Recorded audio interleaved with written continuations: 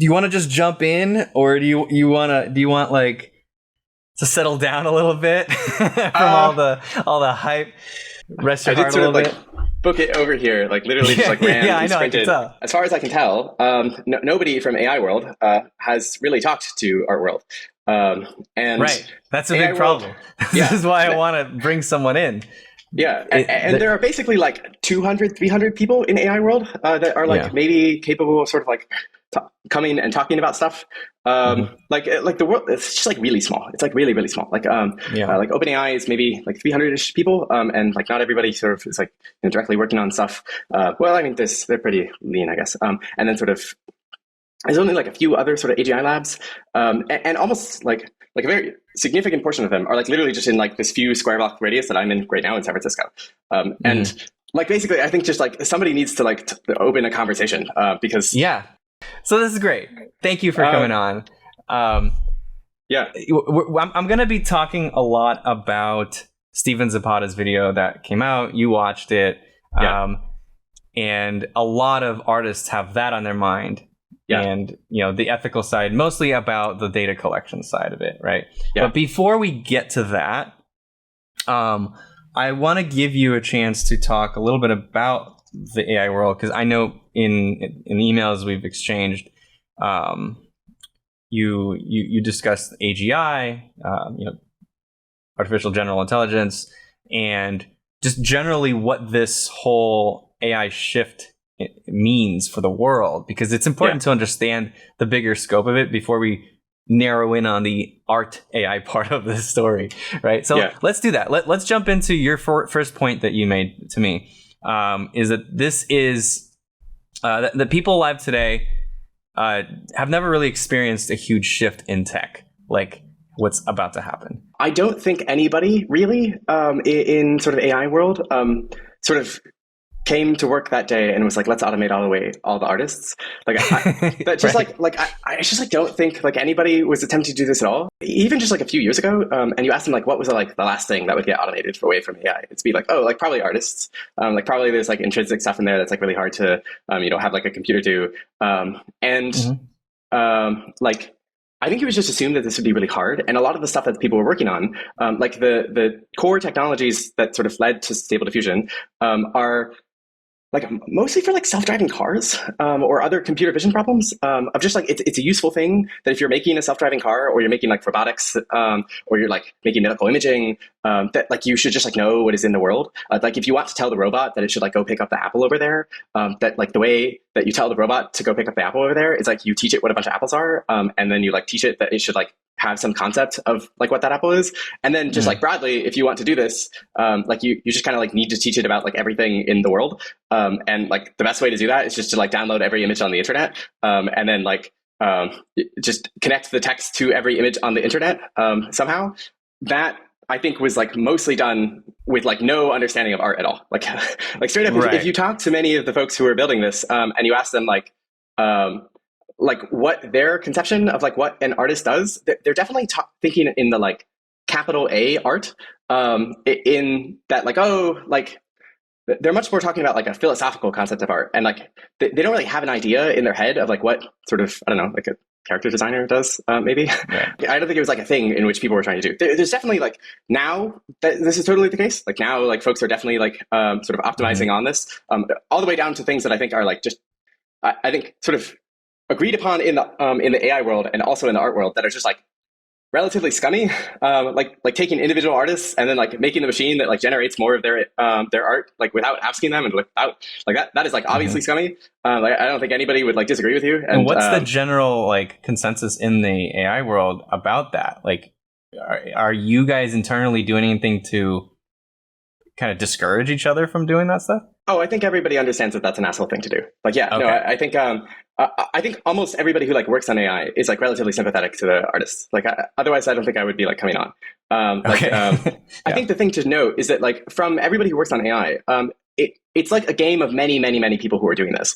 And so like the boulder is like rolling down the hill, and it is a large change that is about to happen. And everybody, I think, in AI is like trying to push the boulder in a direction that is like good, and like positive.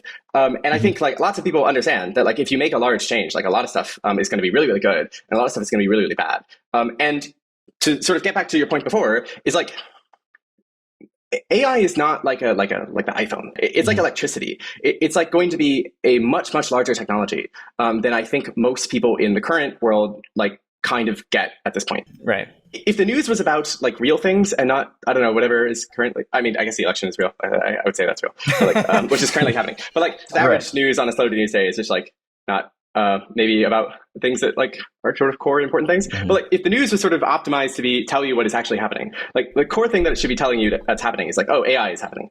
Like that this is probably the largest thing that will like occur in a long time. And the reason that we know that is because it is a technology that like probably can create utopia. Like the sort of definition of AGI, at least my definition of AGI that I've heard sort of repeated, and like people are very vague about what this actually means, is like at some point the AI can do everything that the human can do at like but cheaper and like more effective.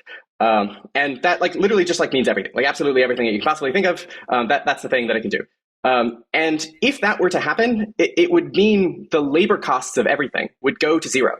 And if the labor costs of everything goes to zero, all prices of like everything go to zero. It becomes you're paying for electricity price. So like consider this microphone, right? Like somewhere there's like the materials that were gathered for the microphone. There's somewhere that like the transportation that was gathered for the microphone, the design of the microphone, and then like all the way to when it is like here, from when it was like some material somewhere. Like almost all of the price is paying somebody to do that. And you might say like, oh, well, that's like, that's important that we like pay people to do that. But like the AGI case is like, no, actually it's like bad, because the alternative is everything is free. The alternative is like your rent is pennies. The alternative is that like you never have poverty. And like when you talk to AI people, it's like they have kind of this mentality of two things. One is that if you are like in it and you like know what's happening, you sort of recognize that this is like the largest thing that will happen in our lifetimes. And on the other hand, you also recognize that like it's a really big thing, and like electricity, it could be like it could cause problems. It's probably going to be more good than bad, depending on who you ask. There's all sorts of people who tell you that it's more bad than good. But like if you roll the boulder correctly, then like it's actually really important that you make it more good than bad. Like the point is to run aside the boulder and like shift it into the direction that's like utopia, and not the direction that's like really like shitty and bad. When people hear that AI is going to completely change everything, it could be utopia, but it could be bad. And it's like, most people will say, but it's so dangerous. What if it goes bad? We shouldn't let this happen. It's like, that's impossible, right? Like that's kind of what you're saying, is that we don't have that choice anymore. The only choice we have is to run alongside the boulder and try to push it towards the good. Yeah. Say you like banned it in the US. Like China will roll ahead. Like China will keep doing it. If you're like wondering why the US just like sort of like kneecapped China's chip production, it's because like this is not like a small sort of tiny problem. Like it's like a nation state problem. I don't think there's a way to stop the boulder at this point. And there's lots of people who are like attempting to stop the boulder, and I think even they would agree that there just like isn't the way to realistically do that. The only thing you can realistically do is sort of push it in the direction that you want. And the more you sort of like demonize, or that's the wrong term, because it like everybody is on your side. Like nobody in AI is not on your side. Like they genuinely like are trying to. There are good people who are trying to do good stuff. And like on what's part of our side, though, right? Like you're talking about, when you say your side, you mean like artists? Is that? Or just humanity? Like what both, do you? Both. Okay. I mean, like artists should probably be other people who are running aside the boulder. All the folks in AI are also just running aside the boulder. Yeah. Like I think there's a perception that you're sort of like pushing the boulder, and that's like not exactly what's happening. Right. Like it kind of is what's happening, but like the way you like push the boulder in the direction that you want to go is you like push the boulder, that you push it in some direction. But like the boulder has been rolling for a while. if you see it as like, here's the boulder, and like there's like the AI folks and they're like pushing this way and you're like trying to stop the boulder, like that is not at all what it's current. There's like AI folks and they're like trying to push it in a direction, and like they're also like willing to listen to you on like which direction you want the boulder to push in. But like if you try to like stop the boulder, like the AI folks, I think you'll just get run over by the boulder in the same way that the AI. So the other thing that's to be clear is like all the programmers that work on this have the same problem. Like almost certainly within a few years, you're going to get like models that take like text and spit out the whole code base. Like, they're going to replace you. Yeah, like probably before artists too, because like artists can like fall back on like traditional media, which like requires robotics and all sorts of other stuff to automate or something. But like before the art gets automated, the programmers will totally get automated. Okay. And like, so here's the group of people that won't be automated that will probably profit the most from this. It's the people funding the stuff, right? And I think this is what a lot of artists are going to gravitate to here is that like you have people who are going to make a lot of money pushing the boulder towards this, and they're listening to what artists want, but are they really on our side if it's better for them to just push it forward as fast as possible so that they can make their returns faster? You know what I mean? So like, some problems of this is I'm not confident that the AGI labs at this point will make a lot of money for the same reason that like electricity companies don't actually make that much money because they all get commoditized away. That AGI may not have a thing that prevents it from being extremely competed with other AGI labs. So like if you're making AGI, somebody else can just make AGI and then they've spent a whole bunch of money and you spent a whole bunch of money and like there was a lot of money involved.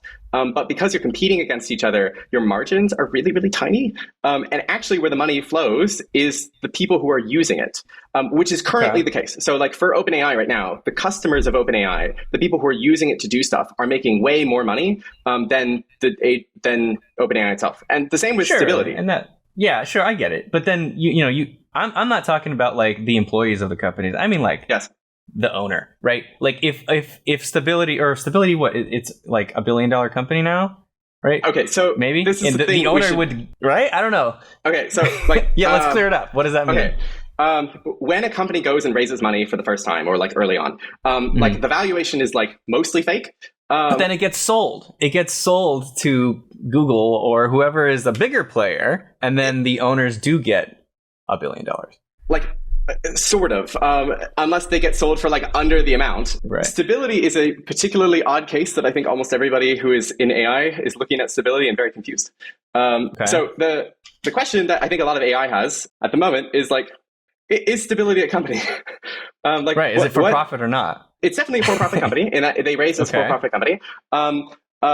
Are they making profit right now? Kind of. Profit. Are they making money? Kind of. They have an app on top of Stable Diffusion that seems to be charging money for it. Whether or not that's like, making more money than they're spending is a whole question. The pitch, I guess, of Stable Diffusion is that they're probably not going to sell to consumers. Probably. They're probably going to sell to businesses. Right. And the thing they won't be selling is the AI. The thing that they will be selling is like other software that helps you use the AI. And that the AI itself will basically be. So what does that mean? What does that mean? Why is that an important point? It's me trying to figure out how they're actually going to make money, and if they're going to be a company that like succeeds. Well, they could help major employers of artists, and eventually any industry, but let's just say artists, to replace artists to be much quicker and cheaper. And then if you do that, that's a lot of money. If you provide a tool that is a good point. The thing I'm saying though is that like I don't think stability is the only people who will be able to do that. I think like lots of people, based on the way that they're doing scarier. I know. So like, don't get me wrong. I'm not trying to like sugarcoat anything. I'm just saying that like, if you're trying to figure out like, who's going to make money here? I'm not convinced that it is stability. And I'm also not convinced that it is OpenAI. I'm not convinced that the people making the AI are actually the folks that make money. I'm more convinced that the people who are using the AI for whatever reason are the folks that make money. Whether that's like the companies on top of it, whether it's the users on top of it, like that but seems... The companies on top of it, aren't those going to be founded and funded by the same people? No, Mostly? they're No? founded and funded by anybody. Like it's somebody in their like dorm room. Like the folks on top of it, it's like anybody can go and use it. So like sort of available for anybody to go do. Okay, I see what you're saying. So you're saying these models, they're made open source, so anybody could just build on top of it. But okay, I guess one point that Steven Zapata made was that the people making the models have power because they're the ones updating the models. So if there's a lot of money in having the next better model, then they can charge. Let's say you have a startup that builds on top of something. Do you keep that open source forever, or do you see, oh shit, we can just stop making the new ones open source and just have an API available from now on? Right. So in my opinion, for Stable Diffusion and Stability right now, it would be a very bad business decision for them to do that. Because the way Stability is like most likely to make money is to sell tools that let you use the open source model. And as long as the open source model is like really, really good, then your tools that plug into that model are going to work. And like that's like your moat. That's how you retain customers, is that you have this free open thing that like hooks into the tools that you're using. But if somebody else comes along and they build like a better version, then like your tools don't plug into their version. And so like now the tools where you're making money from, like that business dies. And this is like a common trope. So like Red Hat did this with Linux, and like GitHub does this with Git. And then like Vercel does this with something called Next.js. And like there's a bunch of companies that like play this exact strategy. And like they have historically never abandoned their open source project, because if they did, their whole company would die. So I would not suspect that. However, Stephen is totally right that like other models that like don't have this business strategy, they're like 100%. They will like almost certainly just like have the better model that's updated in their own world. The problem that I think they're going to run into is that they're all like effectively equivalent. Like if you have a perfect version of this, one that you just like type in the image or like that you want to generate, and it generates the absolute perfect one of anything you could possibly imagine, like those are all interchangeable with each other's, which means that anybody who like comes along and just builds their own version of it can like come along and like drive the price down. And so the pitch of Stability, if you were to like make the bull case for Stability, is that you like come in and you give away something totally for free because you recognize that it's all going to commoditize down to zero. Like everybody's going to compete each other to push it down. So why not just give it away for free and then make your money somewhere else? Right. Okay. So you said that they're the same people aren't building the tools, but then Stability is building the tools. That's the way they make money. So they're building the tools for other people who are building tools. So this is maybe a problem. It's tools for other people who are building the tools. Yes. I see this kind of being similar to like what Google did, right? They made Android. They made it free. Anyone can build a phone and use Android. Yeah. But then eventually they made the Pixel phone. And now it's like becoming like one of the best. And eventually probably they'll just dominate that. It's like they're just kind of they're allowing other companies to help them improve their thing, and then they build their own tool on it. And because they are so connected to both, they're able to just build the best tool. Yes, so I would agree with that. Like I think that's correct. I think like you basically nailed that. Like yes, you build this like open source thing, and then you build this other thing, and it's like tightly integrated, and then you just like your open source thing like lets you win this other market. I guess what I'm saying is like I think Stephen gets a lot of things right on a lot of things. I just don't think this particular one is right. I think like.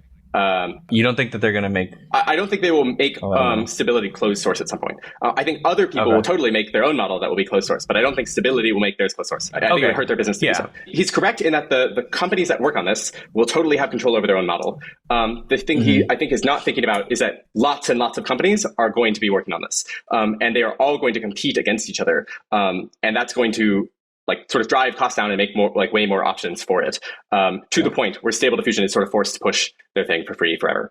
That doesn't necessarily actually help anybody though. Like this is not like the like maybe the good news that folks want to hear, but like I think maybe the benefit of having me on is that I can at least try to tell you real things and not fake things.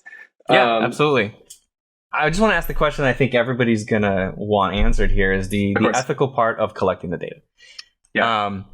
So people are concerned that copyrighted images are used to train the data that now are being used for for-profit tools, and the artists are not being properly or are not being compensated at all.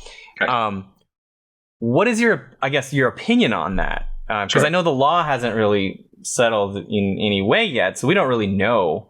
But what's your opinion on this? I think you're basically right. Like copyrighted images trained to use this, and then you can sort of generate other images that are maybe close in latent space is the sort of like correct AI word to use. Or just you can generate images that are almost identical and like probably should like if you were to create that image and post it on the internet, like then that would be considered sort of like a copyright violation. I think you're basically right. I have no idea where the law will stand, but like I agree with you ethically that like training on copyrighted images is sort of bad.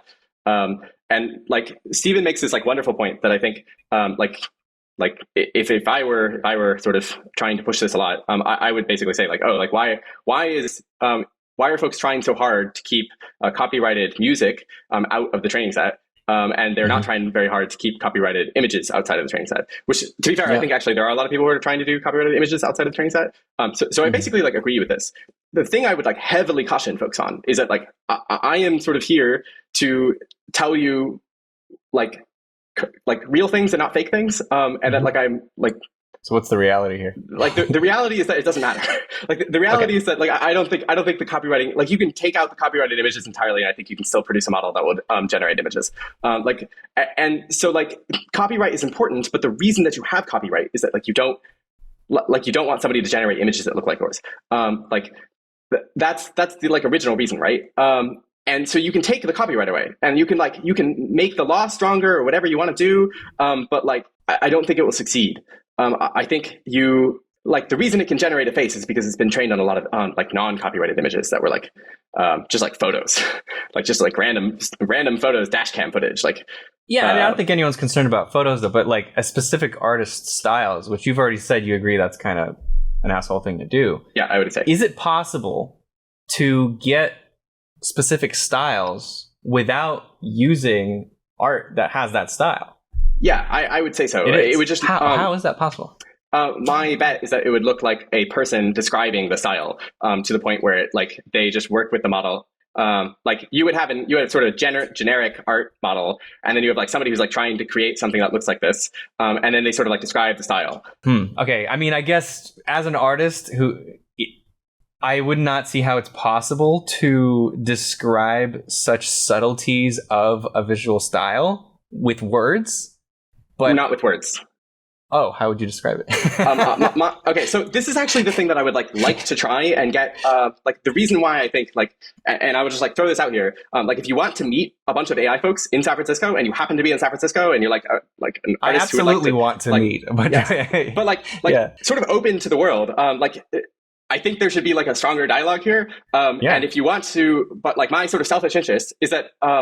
Right now, the tools that we're building for programmers are like very much designed by programmers to make programmers more powerful. But like we're just like I have seen all of the startups who are doing this, and there's just like not that many startups that are doing the tools that make artists more powerful. You see lots of folks who are just like generate image and make folks who are not artists more powerful, but very few startups that are actually like doing that. And I think part of that is that like if you're there's just like not a lot of like sort of overlap between art land and AI land, and like totally should be. So if you are somebody who like wants to do this, like you're trying to build tools like this, like please come talk to me. Like I would love to talk to you because I think this is like actually like a better strategy. But that's my suspicion, is that you can build that. You can build tools that like would just like be like in Procreate, and you can like sort of give you can describe things both in words and in and draw. I'm not exactly sure how to do it, but from like an information theory perspective, like the information is there, and you could probably figure out how to train a model to do that. Like basically, you describe and you sort of tweak it and you tweak it and tweak it, and like maybe you can both draw and you can also describe, and eventually you can get there. Okay, so I guess the answer that I'm hearing here is that the way to get a style without training it on a bunch of data of that style is to work with artists to train it on that style. So work with artists who are cooperating. Yes. I think that is a way to do it. Like there is a world in which AI goes down that path. And so when I'm saying you should like change the boulder, like you should like push the boulder in a direction, I would say artists should be like pushing the boulder in that direction. Yeah, this is my opinion of what's probably going to happen, where I agree with you that it's probably a waste of time to try to stop these companies from using copyrighted data. Although I do also agree with Stephen that it's dangerous to not do anything because it sets a precedent of like no one's going to do anything. So I think it's worth it just to kind of have that pushback, but it's in the end, it's probably just going to not do anything. And what's going to happen is there will be a small group of artists that sell their data, and that is enough data for these models to be trained, and that will replace the artists anyway. And now you have just this really small group of people that are getting paid, and 99.99% of artists don't get paid because they're not the ones cooperating with or working with the AI companies. Right? That's okay. Here's another point in which I'm going to be more real and less great. Like great. One way to think about AI and in general, sort of automation overall, is that you can kind of take like a GDP of the art market and say like, okay, like here's all the money that is flowing into artists at the moment. And there is a thought that like Steven mentioned in this video and you sort of just mentioned now, which is that like you're taking, you're like having sort of artists that are like somehow compensated in some direction in the product or via like a royalty or something. The issue with that direction is that what automation does is it makes the total value smaller. Like say it's like, like $1 billion, it's probably not $1 billion, it's probably way more than $1 billion, but it's a nice whole number.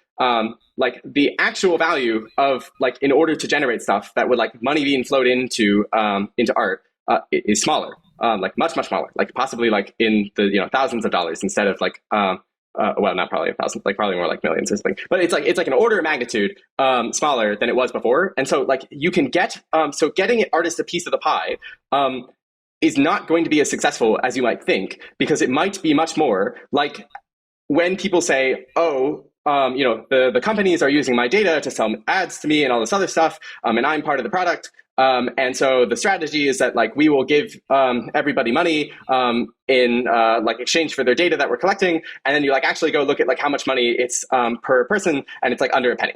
And that is the problem that I think you're gonna like run into, is that the actual value that it exists for every sort of incremental artist in the training set is like not very high.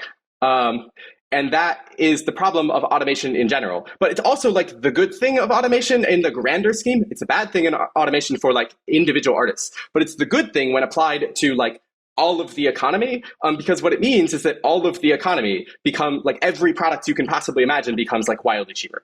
Like becomes to the point where you start to get like houses that are pennies, because like the whole process has been automated away, and like that is sort of like utopia vision that is like counterintuitive.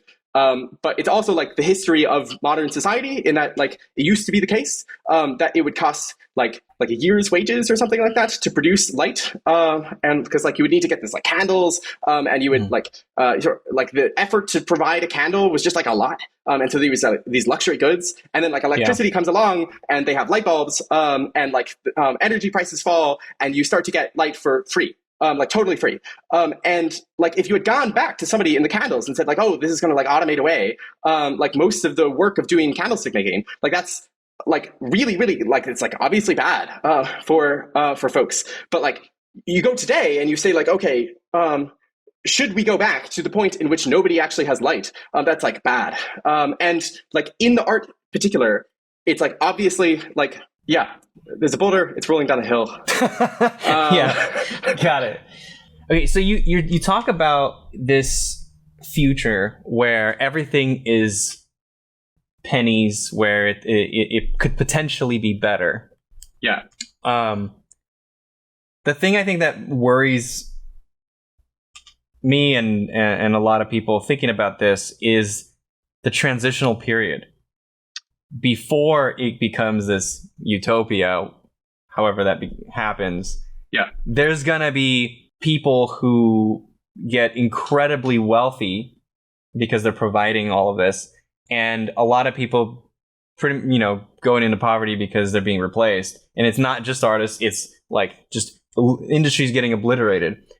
Are there conversations right now about how to go through this transitional period of everything's becoming slowly cheaper, but people's wages are going down much faster than prices are going down because the wages are going down like instantly. Like you don't have a job anymore, right? Like what? I don't know. Do you have kind of an answer to that, or sort of? Yeah. I don't have I have answers that won't sound real, but I think are generally considered real, which is I think is most people assume fast takeoff. What do you mean?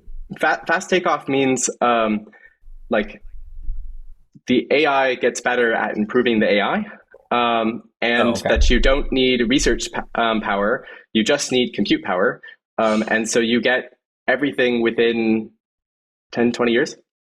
Really? Yeah. Oh shit. No, yeah. Like some people have shorter timelines, like 5 years, like 3 to 5 years. How is that possible? Like, I don't have 3 to 5 years, but because you don't. Yeah. Like no. How could that possibly happen? In order to have an industry that's building houses for pennies, so much needs to change in the physical world. It's not just about software becoming better. How? This is what I meant by like when the news is talking about anything that is not AI, the news is like,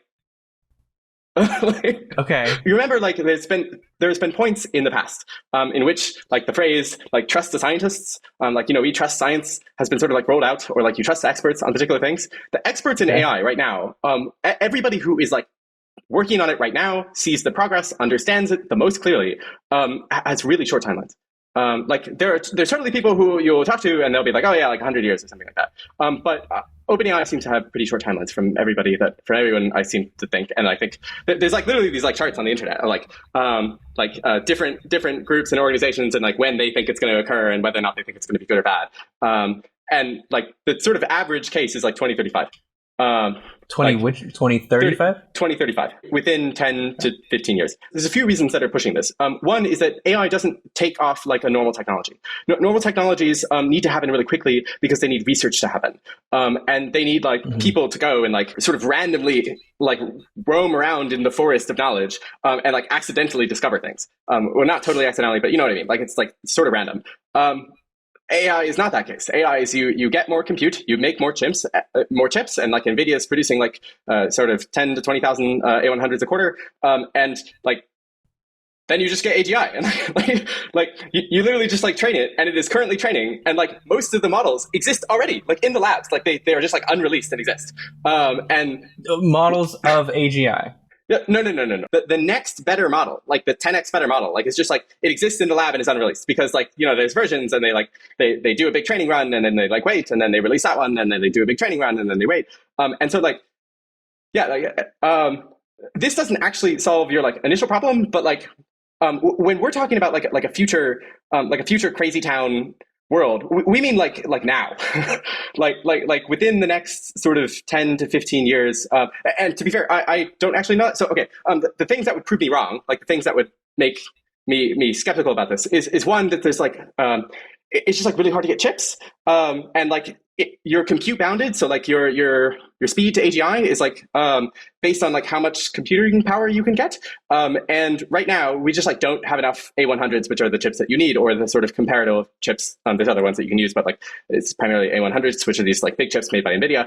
And there's just like not enough of them. Then when you need chips, like in order to build more chips, you need like fabs and like resources and power and just like physical stuff in the world. And so that needs to happen. But like, if you've been noticing, like the whole U.S. government right now has been like, sort of pushing on like, how do we get fabs in the country? And like, how do we get more like there's a whole big CHIPS Act. And so like that is maybe the thing that would push you to be slower, but like really you just need compute. To go back to what you were saying before though, like how do you solve the problem at the moment of like folks my best answer is that I don't know, because again, I'm trying to be like more realistic. I think a lot of AI people will come in and they will be like, like capital art will never die, and like I think the best thing that artists have at the moment is traditional art, because you're basically right that like the thing that is harder to do is like physical stuff in the world. That is changing because robotics is getting good. That like all the same advancements for AI. So, and this was actually this was like the original purpose. Like when people were creating these computer vision models, they were making it for like self-driving. And self-driving isn't literally just for self-driving cars, but it's also for just like robots in a factory, that sort of world. And that's all getting self-walking. That's all Self-rolling, getting yeah. good, like really good. And some of the reasons why this is getting good is it used to be the case that if you wanted to build like a factory, you needed like this robot and you'd like install it, and then like it would cost you like a ton of money, and then you have to like program it for this very specific task. But now you can get like sort of a cheaper one that you just like literally like a human like moves the arm and says like do this and then like do that, and then like that's it. And it's just like so much easier to set up. And then there's like folks working on like sort of humanoid robots that are just seem to be like far better than what you could reasonably do.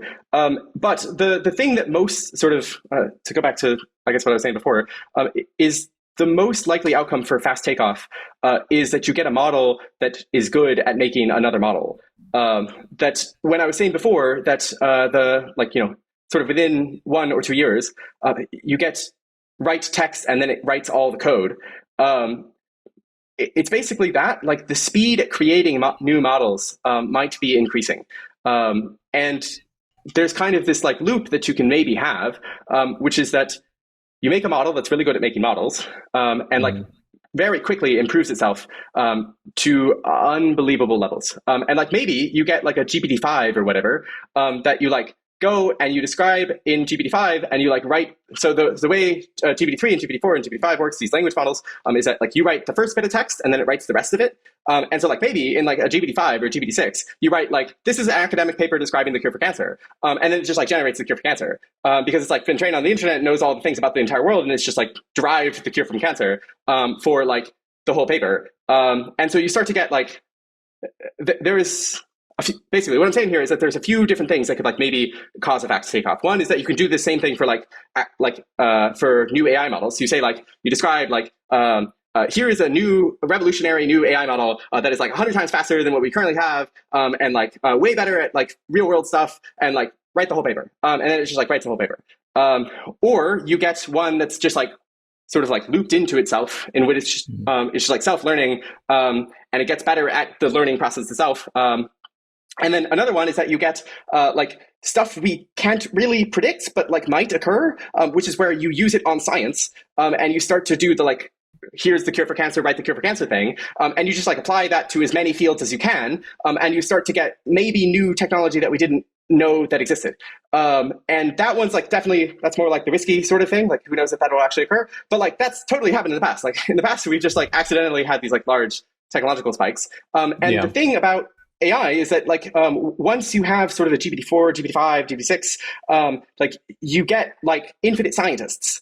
Just as many computers as you can have, all of those are now linear scientists. And so this is when people are sort of saying, hey, we're about to get utopia, 15-ish years, like maybe longer, who knows? But like really, really, this is like the most important like century of the world. That's why people are saying that. And it's because like you don't need new research really. Like you do, and you'll totally get new research, but you just need compute. And we just like never been in a situation like that in humanity. The one thing that I think I don't have very strong confidence that will happen in a decade though is like there's a lot of legal structure that would need to change for a utopia. And like law just moves so slow. It does. So, it moves really fast when national security is up on the table, though. Okay. And the thing that maybe should shift your timelines is that China is also trying to do this. And there's a lot of bad stuff that you could do with sort of an infinite, like a bot that can just sort of, invent new technologies on the fly.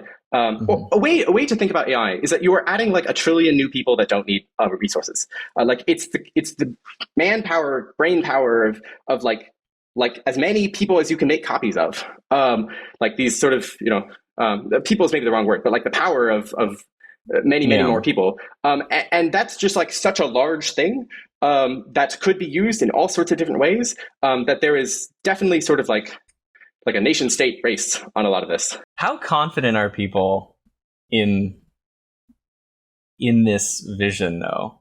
I mean, it never turns out the way people... I mean, there's a few people that predict exactly what will happen, but then the majority of people are wrong. Right? I think most people aren't sure what will happen. I think they're just like, the only things people are confident is that the models will get better and really quickly because they like have a number and the number's like going up, and the more computing power you put in, like you can like draw a line and just like you can you just like draw the line and be like, oh, if we add, X more computers, we get this performance. And like, that's the only thing people are confident in. And so like when people are saying like fast takeoff, they're just like literally saying like, oh, like we need X more computers. We've bought X more computers. They will be here in like over the next year as they are being built. And then like, we just look at our graph and we just say like, when we have X more computers, then we will have this model that can do this crazy stuff because, and then like, what will actually happen is way more speculative. One thing you can do is you can go look on like METACULUS. Do you know METACULUS? No, I don't. It's like the forecasting website. It's forecasting. Like METACULUS. I really think it's called METACULUS, but I've never actually said it out loud. And somebody's corrected me, so that's how I would say it, I guess. What data does it use to predict stuff? Oh, it's like a game for forecasters. So you can compete on it, and then the better forecaster you are, you sort of get ranked more. And so it's like the world's greatest forecasters go on METACULUS, and they just like predict events and all sorts of stuff. So, but you can go look at like the AI stuff, and that's like one way to sort of predict things. And is it generally that as a group, these forecasters are mostly right when you kind of average out everyone's opinions? Is that kind of what? That's the theory. But I mean, it looks like they have so many forecasts going on right now that close in December. It's like they must already know that like we're generally right if you average out our opinions or not. Or is it just like you said, it's a game? There's like, do a few people win or something? Like they have like contests and things. Okay. They have, information that's like under NDA and stuff. But like, when they tell you short timelines, like, and other people don't, and they're the ones driving the boat, you kind of just go with the short timelines. That's it though. Yeah. There's lots of stuff that's like pushing it back. You're correct that like there's a lot of legal stuff. Honestly, my suspicion is that like construction of new fabs and the resources and all the stuff that you would need to build is just like a lot of it's slowed down by like just generic humans permitting processes in like local governments and stuff. Like you want to build like a new fab or something, or like it's the same with like bridges or buildings or anything. Like I mean, you were talking about how it's all about compute, but all of that will require physical computers, right? And somebody in the world is going to control the land that has these resources and that has value, right? That has power. Not if you do it in space. Okay. All right. I guess, Like when you start to get to this like but is that 10 years from now though? Okay, so the problem of putting like chips in space is that it doesn't conduct, like there's nothing for it to dissipate the heat on the chips. So like in sort of Earth, there's like air, and air can get in space that doesn't exist, and that's a problem. There's maybe solutions to that, but the point is more that it's like an axiom, like it's like a limit. Like you're like approaching some curve of like costs go to zero, and you're not necessarily saying that you're going to like get to zero, but you're just saying that like whatever costs of everything that exists right now, that should just like fall by like orders of magnitude. And we've seen this happen like all sorts of other times. Like we've seen this happen with like electricity or light, I guess, like the cost of light. We saw this happen with like just computers in general. Like computers in general just like went millions and millions and millions times cheaper because of other computers. And the thought is that we basically will just have that for everything, because AGI maybe unclear. Okay. Got it. One question I forgot to ask you, and this is when you were talking about people in the industry typically don't want to screw over artists. They want to be fair and everything. So you are leading the AI grant, right? And so you're working with a lot of these startups who are going to be using data sets that potentially were not collected ethically. Are you guys pushing them to collect their own data sets more ethically? Or if they are using data sets that were collected just for research, to not use those data sets for commercial purposes? So I don't know if there are that many startups in our like in our batch that are collecting large data sets on the internet. Most people, like there are a few, but most people are using sort of existing models that have already been sort of trained.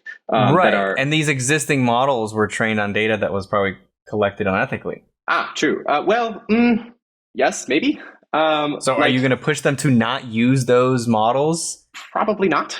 Yeah, so that's what I mean is like when you said earlier that, you know, we're on your side, it's like, sure, generally, but when it comes to your goals, then you will not be on our side, right? You're going to just say, well, you know, this startup has their own goal. Like what I'm saying is that like the side that I would recommend folks like sort of, again, like signs are really a shitty metaphor. I know it is, but when it comes to for-profit companies, it's not really a bad. It's like there is a side. It's like the profit of my company versus the people getting hurt. That it is kind of like those are pretty clear sides, I guess. Yeah, like what I'm saying though is like if you want artists to like continue to like sort of go into the future in the same direction, like probably the better tools to make are the ones that like use the existing stuff and then move in the direction of like artists and AI work together. Maybe I'm not totally sure if that actually will work, but like that is the side to go in.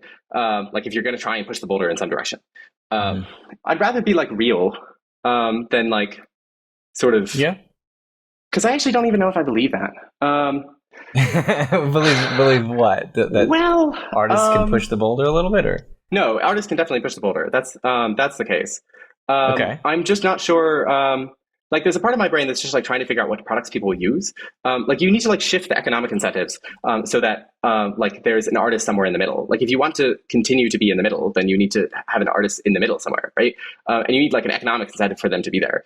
And the best economic incentives I can think of are like maybe the artist can be in the middle somewhere and like they're, you know, it's like a Procreate app, and it like does a lot of the rendering for you. And like you go and you draw something, and it sort of like fixes little mistakes here and there. Like maybe like cleans up your line work. It like makes you a better draftsman. And maybe that's the like direction that it goes in. The other way that it could go in is like, what is the art being used for? Like maybe the art is like an input to like a video game, and actually, what happens is that the artist doesn't get automated, but all the programmers do. And like all the rest of the video game gets automated. And then the artist can just like make the video game by drawing stuff. And they can draw and like the whole rest of the video game gets made. Sure, but that's a maybe though. I guess that's a 100%. No, that's totally, I've seen a demo of that. Like that exists. No, I know, but I mean, there will also like why do that when you if you could just generate the art cheaper and faster without the person? Well, you're also going to generate the rest of the game as well. Like, I know. I understand that. I'm more focused on the transition period. I'm pretty confident that the future is that like most art is generated by machines and not people. I'm not 100% confident about that. The numbers, I mean, like, machines can make so much art so fast. It's like impossible for humans to keep up. Sure. My point here is though, like, in order for artists and AI engineers and AI companies to actually work together, there has to be signs from both sides that we are actually interested in working with you.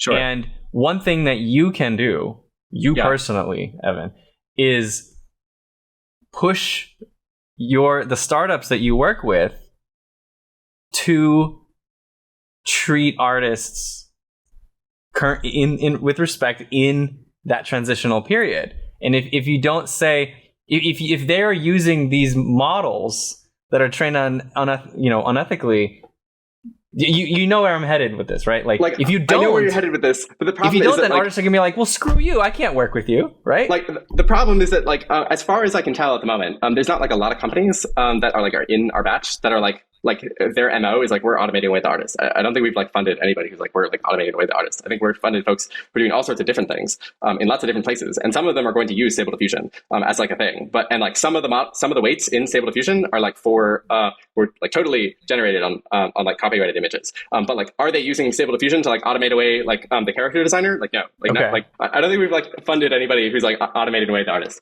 We've totally funded people who are doing stuff close to automating like parts of the like redundant jobs for some types of folks in creative works. But we have not like redundant stuff where like the much more like the co-pilot strategy where like somebody is it's like a tool rather than like a replacement. Like as far as I can tell, we have not funded anybody who's like automated. Like that's the thing. That isn't to say that we won't actually. Like I just want to be like super real about that. Like, the problem is at the moment I cannot tell you who is an AI grant because they have to announce themselves. But there are tools in here that I think you will see that are like positive. There's one in particular that I can think of that I think almost everybody will see as like a positive development. The thing I can do from my position is encourage folks to build startups that push the boulder in the direction that they want to go in. Like you just need people to do stuff. Like you need folks to come along and like build the tool that like lets the artist and the AI work together. Like otherwise you're just like not going to get that. And it's like not the case that if somebody doesn't build it, just like, oh, somebody else will. Like right. So their artists just need to create the company that they want. Yeah, I would say so. Like somebody who's like going to watch one of your videos is going to do that. Right. Like somebody presumably should. But or I guess what I'm saying is like the wrong thing to do is sort of to dig your heels in. The right thing to do is like to pick like to go and like do stuff. And like push the boulder in the direction that you want it to go in. Make stuff. And like you're much more likely to have an impact on the future. No, I get it. It's just, there's a lot of subtlety in that, in pushing the boulder, and it's artists are hoping that ethical issues aren't ignored because there may be some legal loopholes that could be taken advantage of. Which I don't know. Is that even like? Should we count on that? Like when billions of dollars are involved? No, okay, so I agree with the ethical issues on like copyrighted images, like probably shouldn't be in the training side. The problem that I'm like would like artists to sort of like pay attention to is that like even if you were to get rid of those copyright images, they don't solve your problem. Great. I know it doesn't solve your problem in the long run, but it could pad the fall so that it's not so hard. Because if we say, you know what, we cannot use these models that were trained on ethically, we have to recreate it ethically now. Sure. What that does is it means all that funding that you got, now you have to use a portion of that to pay artists, to pay people whose jobs are being replaced in order to create data. You can't just use it on compute. No, I don't think that will actually happen. I'm just like genuinely under the suspicion that like you can remove all the like non-copyrighted, or sorry, you can remove all the copyrighted images, and you can still create a model that generates art. Well, not new styles though. Like new styles, sure. Closer to new styles. Yeah, new styles. You still have to work with artists to create those new styles. I'm not totally sure. I don't know if that's actually the case. Oh, okay, got it. See, that's why I'm like. You're saying that there will be ways to work around it. Probably.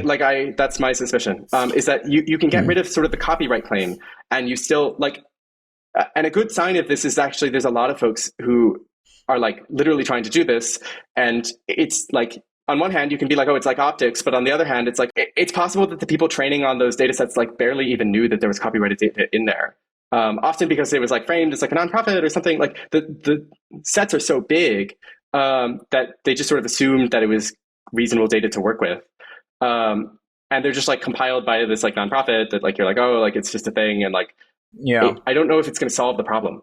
The thing I would like more recommend folks do is go the other directions. But one thing I want to bring back to though is that when like right now where art is being used as like inputs to stuff, so things like designing like games or movies, the rest of the movie and the rest of the game will be generated as well. And probably the person who's going to be doing that generation is actually the artists. Like, okay, say you automate away all the things and you generate away all the things. The person who is best at doing it is the person with taste.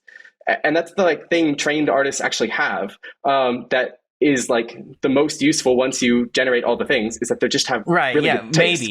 Maybe that's a maybe too, because I mean Steven said it in his video too, that is like we are currently training actually that's a question I had is this true? When I use Midjourney and I am putting my prompt in and then I select which prompt I think is best, am I training them to pretty much replace the prompter to write good prompts and then choose the best outputs from each prompt?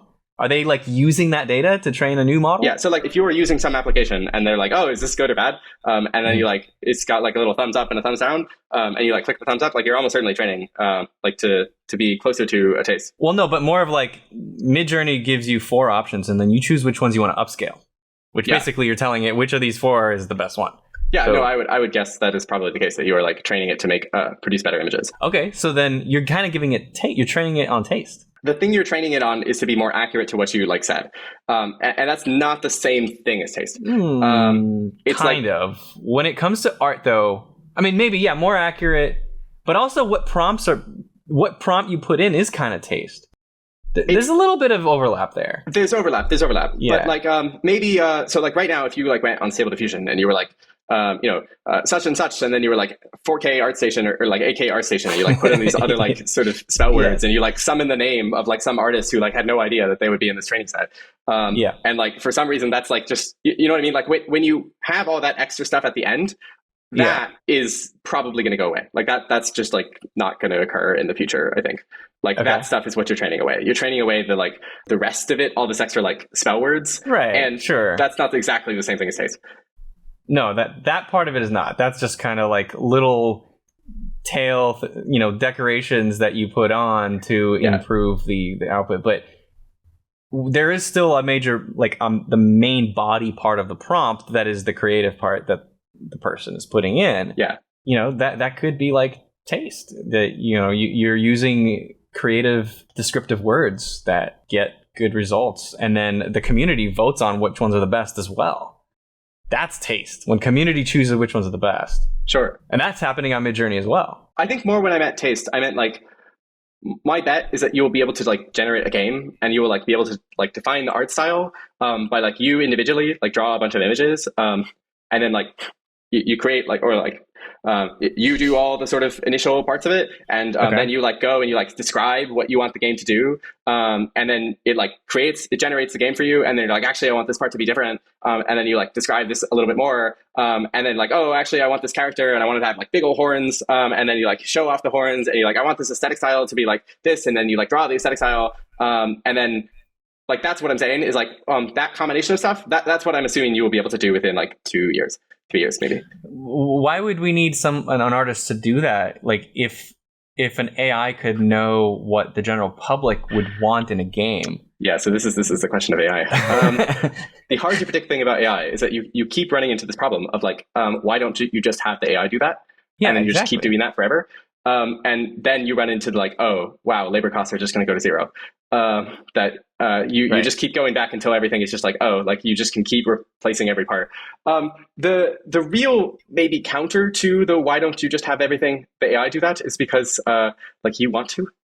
Sure, but that's a hobby. That becomes a hobby. Yeah. And I think what you were saying when you said that artists will be the ones making games, I think you meant that they will be paid to make those games. I don't know if game industry will like I think games will be like generated in like dollars, like a dollar's worth of compute time. Right. And you can make a game. So basically, eventually everybody will just generate their own game that they want to play.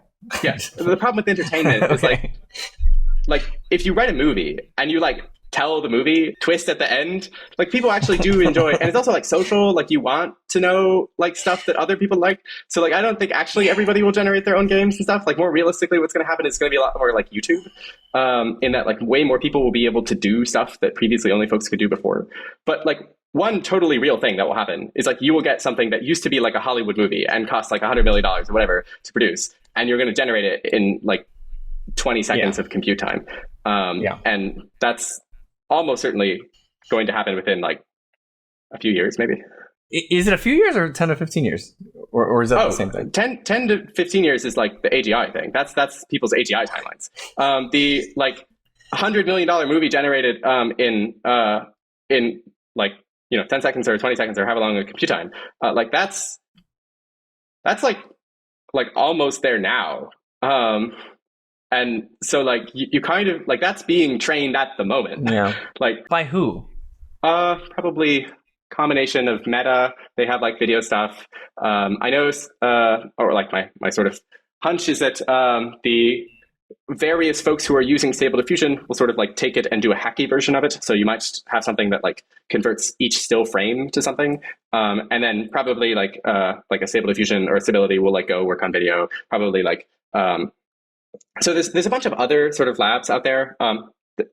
Maybe landscape of AI is there sort of like 4 important figures, maybe depending on who you ask. Like there's OpenAI, which is probably the leader in all the things. OpenAI doesn't really care about art that much. They made DALL-E, but I think it was almost like a side project for them. Like it was a side project spun out of like it's really useful to have like something that knows about the world. Yeah, but then they just stumble on it and then they leaned into it. So it doesn't matter if it was intentional or not. Like they. At some point, they realized what they were doing, and then they went into it. Like from the investor's point of view, and me hanging out in San Francisco, and just like the general atmosphere is no, they are not. The general atmosphere is they leaned out of it. What? How? They named it. They like did a lot of stuff. Like the general vibe that I got was that OpenAI is working on AGI, and DALL-E is a thing that they built. But like, what OpenAI is going to be known for in 20 years is that they built AGI. Yeah, of course. This will be. So OpenAI is one of them. The other one is DeepMind. I'm not convinced that DeepMind makes stuff that is released to the public ever.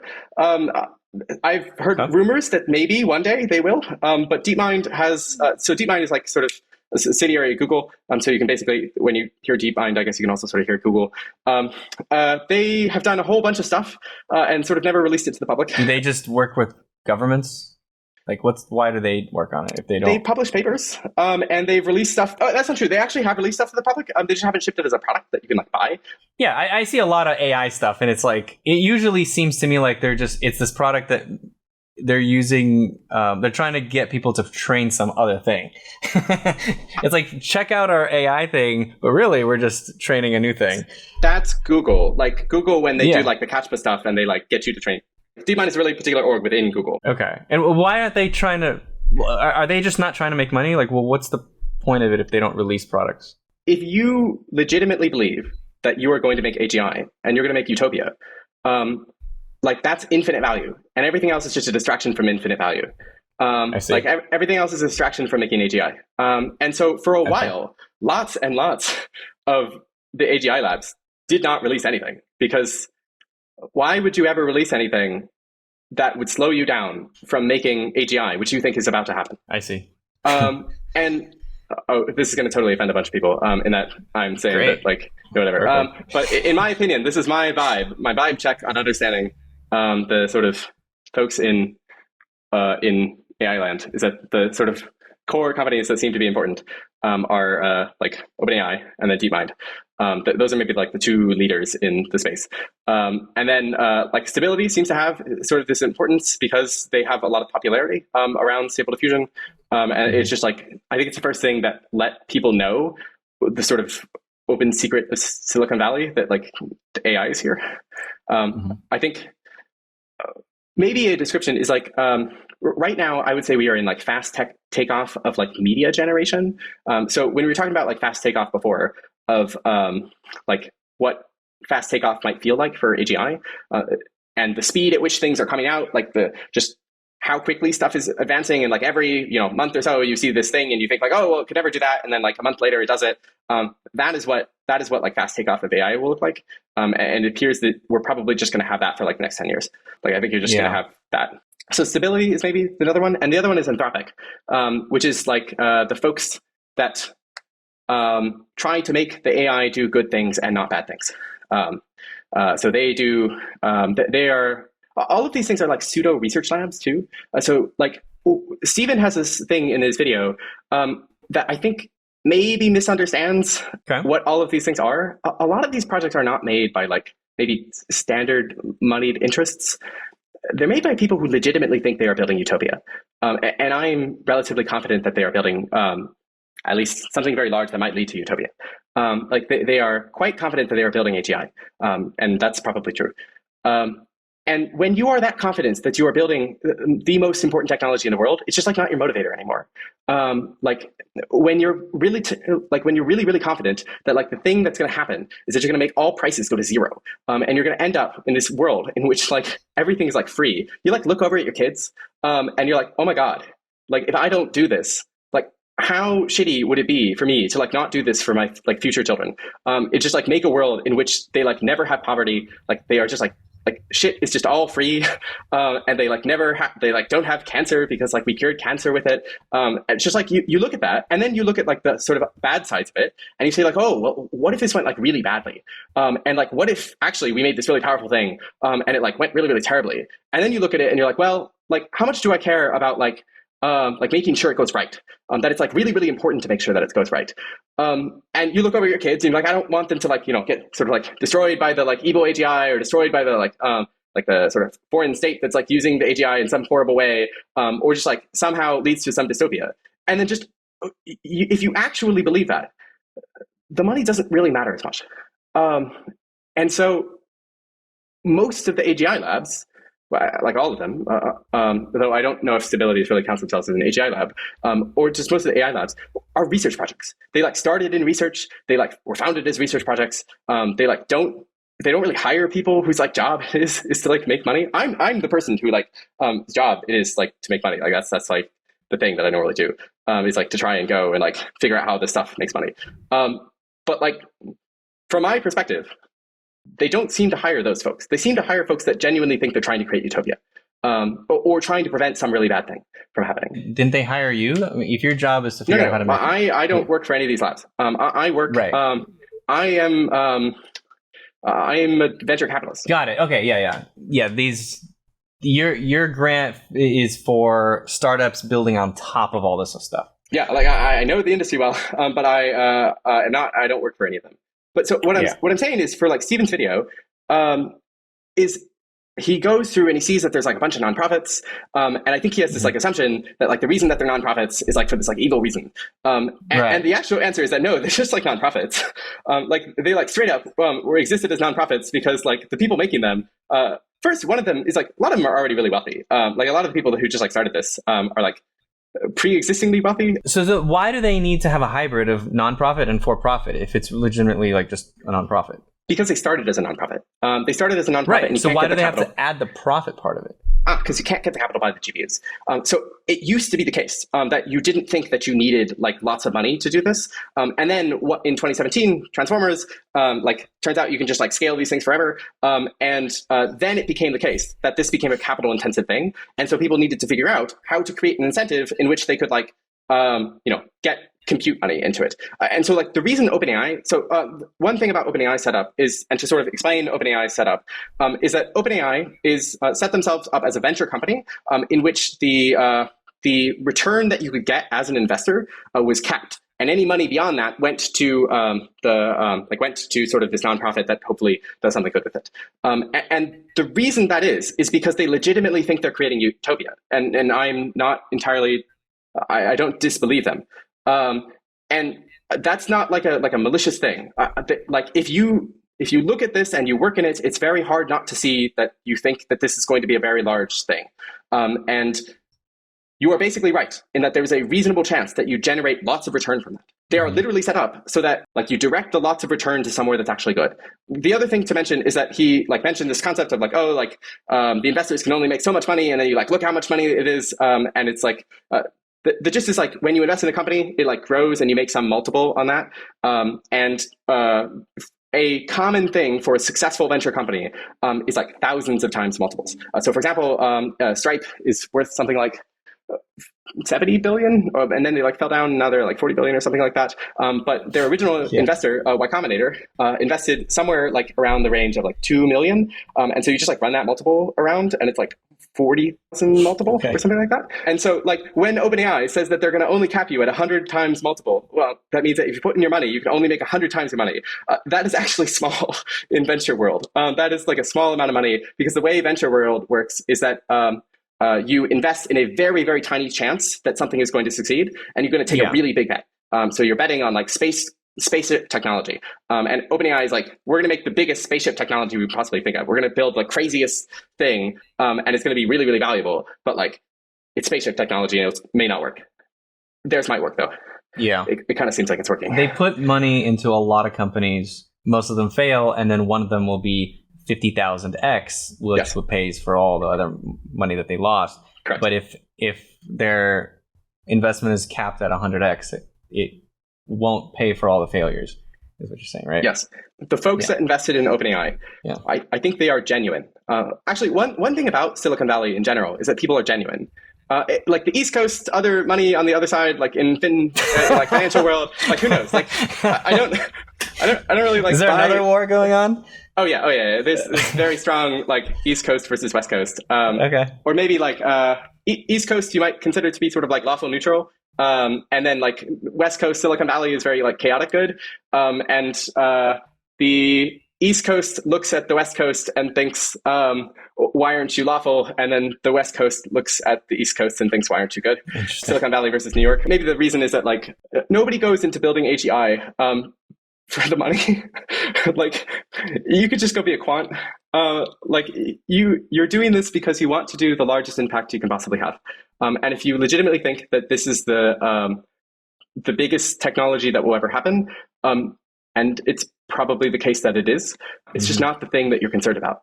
One thing to note is that like I don't think there's actually any benefits to being a nonprofit I think it's like I don't think you like get like I don't know copyright protection or something like as far as I know. I mean what Steven said, I don't know if it's true, but they're exempt from certain being able to collect or not being able to collect some data and use it to train models. Like if they were not a nonprofit, they wouldn't be able to collect that data.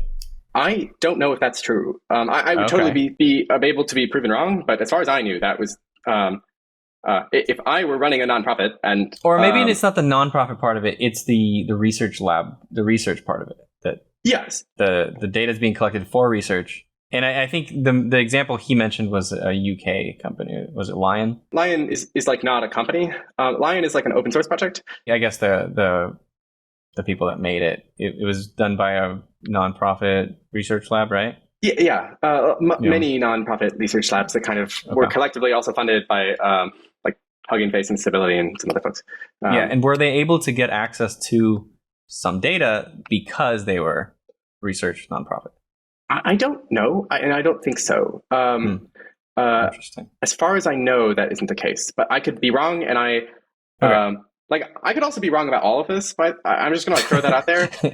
That I'm like trying to say true things and not fake things, as far as I can know, because I don't think it's like useful to sort of like I don't know. There's a lot of like AI folks that will kind of come and they'll talk to and they'll say like publicly these like pressy stuff, I guess opticsy stuff of like they don't say what they know or I don't know. And they just want the bad press to go away instead of having like a conversation about what's going on. I just want to try and steer the direction in a good direction, like steer the boulder in a good direction. And I don't think that you like accomplish that by sort of like pretending as if the problems don't exist, and like sort of only saying like, oh, it's like only utopia until forever, and like it's only good. I think you have to like work with folks in order to make something better. And that's kind of why I make this like open claim to like folks in San Francisco. Like if you are in San Francisco and you would like just like to meet a bunch of AI folks, is that they're like mostly willing to like sort of meet with you and talk to you, and they probably like even like would like want to meet with you because they probably aren't like who would we even reach out to? Like who wants to talk to us? Like probably literally the researchers at the companies. Like literally just like the individual people. And how do we reach out to them? If you're in San Francisco and you would like to contact, I can just like give an email. You're welcome to. Like I am obviously not like infinitely available, but like we could do a meetup thing. Here's my pitch to you. Would you talk at a meetup? Talk in a meetup? Yeah, like you and Steven, we could have you come out to San Francisco. We could like bring some other folks. Yeah, that'd be pretty cool. There's not that many people actually working on AI. It's like actually really small. And I don't think the sentiment in AI is not that like is not anti-artist. Yeah. No, I get it. I think this is a great idea. A meetup makes everybody human to each other. Correct. Right? Yeah. Versus a name on a LinkedIn, page. CEO of. I think this is a great idea. I think we should do it. Yeah. Okay. Cool. I'm down. I'm down for this. I have a place in mind and people to invite. Cool. And we can try this. Yeah. We'll keep talking through emails and I'll get it set up. Yeah. Okay. I have one final question. Yeah. Your advice to artists was to help push the boulder down the hill in the direction that they want. And the way to do that is to go and make the apps that they want and help to do all this. Most artists, like if we're talking about the millions of artists out there, they're not going to be able to do that, right? They're not going to work on AI and all that stuff. They want to just draw and paint, right? What's your advice to those people? Like, how can you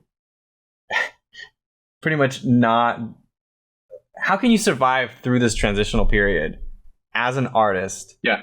What's your advice for that? Like, what can they do anything? Yeah. Okay. So there's two things that I would advise.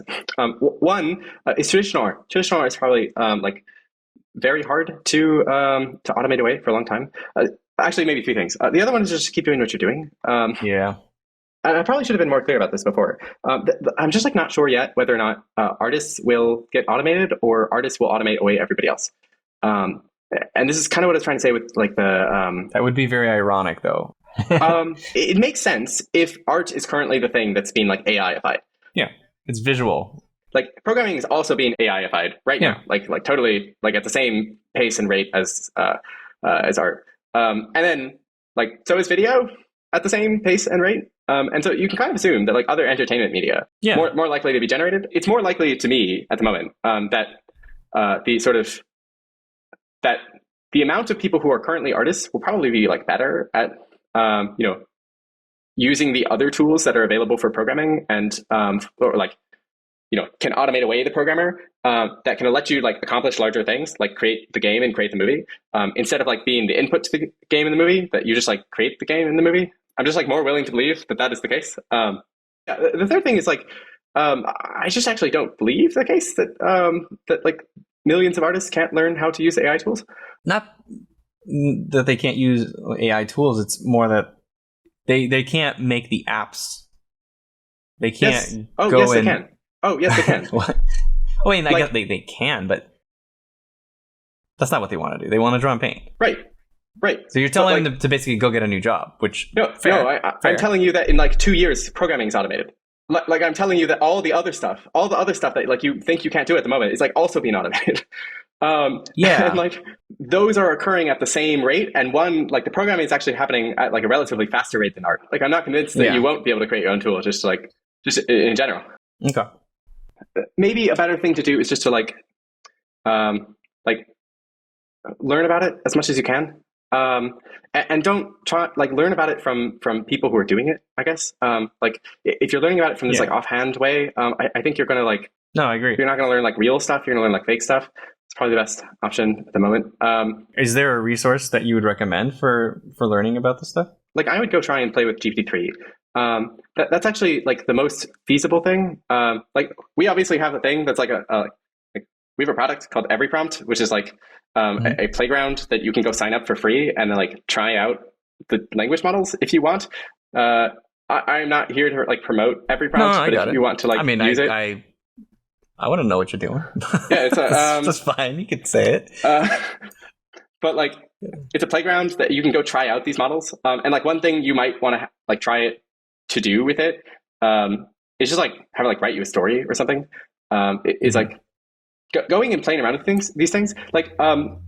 Former technologies, they were for really technical people. The way that you're going to use AI in the future to build things and to play around with it is you're going to just use English, or actually literally any language that you speak. Really, you can go in the large language models and speak in Chinese or Mandarin, I guess, and then it will still work. But you're just going to talk to it like a normal person, and technology is going to become much more feasible to be used and create and build upon by regular people. in a way that just like wasn't the case before. So with every prompt, is it just GPT-3 at the moment? Is that the only model that you're using? Yeah, so GPT-3 is like a collection of multiple different models. See. So it's just language at the moment, but you can get it to do a lot of interesting stuff. And playing around with it and just like seeing what it does is a way to think about it. If GPT-3 does not freak you out in the like how good it is, then I've been playing with it for a few years now. It's been kind of crazy, yeah. Yeah, the newer models are even good. Also, if you played with it, GPT-3 before, it's like seems to be like quietly updated. So the GPT-3 of today is like way better than GPT-3 before. I'm not 100% sure of that, but it just like seems they're launching new things. Like I jump into their playground and I'm like, oh, there's a new one. I could select DaVinci Instruct, for example, was a new one that did not exist last year. Instruct fine tuning is like maybe the thing that like really took off for teaching people that the explanation of Instruct is that it used to be the case that the way language models worked is like you type the beginning of the text and then it just like completed the rest of it. And now the way language models work is that you say like, write me a story, like literally the words, write me a story, and it does it. Instead of like writing the beginning story, and it's just like more usable. Yeah. Going and playing around with all of this stuff as early as possible is like genuinely a very useful thing to do. And then also, I've said a bunch of things that are like really firm predictions, that the models will get better, and like it's like very likely that they will get better really quickly. And the thing that I think you should keep in mind is you don't actually know whether it's going to be good or bad yet, even for you individually. That like it's just like it's totally possible that you like look back in like 5 years and be like, oh wow, like that was just like Photoshop, and like Photoshop actually turned out to be really good for us. And like I don't want to suggest that it is or it isn't, but like I can't predict, and my job is predicting. Like my job is like I'm sort of trying to guess what the future will be like, and trying to learn that. And so if you think you have a really firm prediction about what's going to happen right now, other than just the models are going to get better, keep an open mind. Yeah. Okay. Cool. Well, thank you, Evan. Yeah, sure. Really appreciate you coming on. Of course. I'm sure people will have a lot more questions, and I look forward to continuing the conversation with you and meeting up with you and others. Yeah. I think it'll be a very interesting few years. I think it's going to be a really weird few years. It's going to be a really, really weird few years.